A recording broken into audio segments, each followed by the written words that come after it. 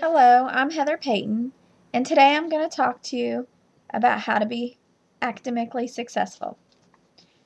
I actually started to college right after high school. Really wasn't 100% sure what I wanted to do, and I didn't really take it seriously. I only lasted a semester and decided to go ahead and get a job. I was about 19, got a job, and then when I was about 30 years old, 31, um, I decided to go back to school. I took several years off before I made that decision, but I decided that when I wanted to go back to school, that I was going to take it seriously and I wasn't going to fail. And once I started, I made it a point that I would finish. No matter how hard it got, I was going to finish and I was going to walk away with a college degree. This is my 5th year, and I've had to make a lot of changes from the time I was 19 to 31, which I'm now 35, to become academically successful. These are just some things that I did on my own. No one told me how to become academically successful. It's just ways that I have learned to become academically successful. The first thing that I did was I made sure I was in the right mindset.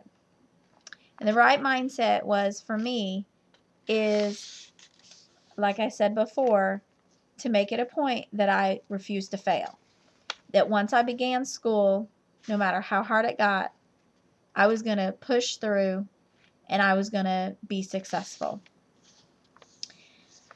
When I very first started school, I had to take a math class, and I learned really quickly math was not my favorite subject, but I was going to succeed in it. Regardless of how hard it was, I was going to succeed. One important thing is to study, and I realized I needed to study every single night. When I left math class and I went home, I worked at least an hour on the new problems that we learned so that I felt comfortable the next time we had class when answering questions in class. And I learned right away how important professors are and how important it is to have a relationship with my professors so that they know me by my first name and that I can count on them when I'm unsure about how to work problems. I also learned in math class that it's important to find a class buddy, someone that you know is responsible, which you will know who is responsible, who's listening, who's paying attention, and who takes their academics as important as you do. Once you establish that and you make some classroom buddies, you might want to get their cell phone numbers or emails and talk back and forth.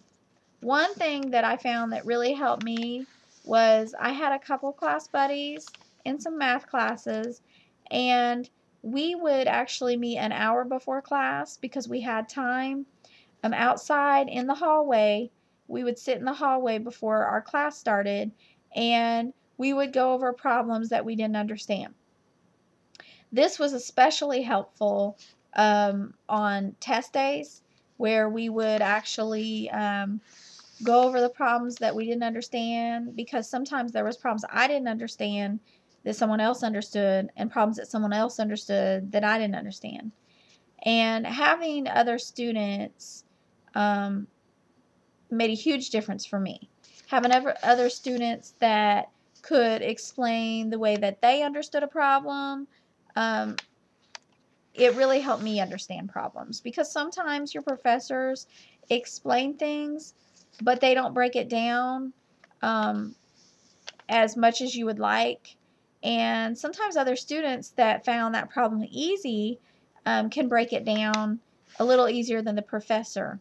And so finding a class buddy to me was really, really important, especially in math class for me, because that's a harder class for me. So I would highly recommend finding a classroom buddy in any class. For me, it was math, but in any class, it's good to have a classroom buddy in case you were to miss. they can catch you up on maybe what you have missed.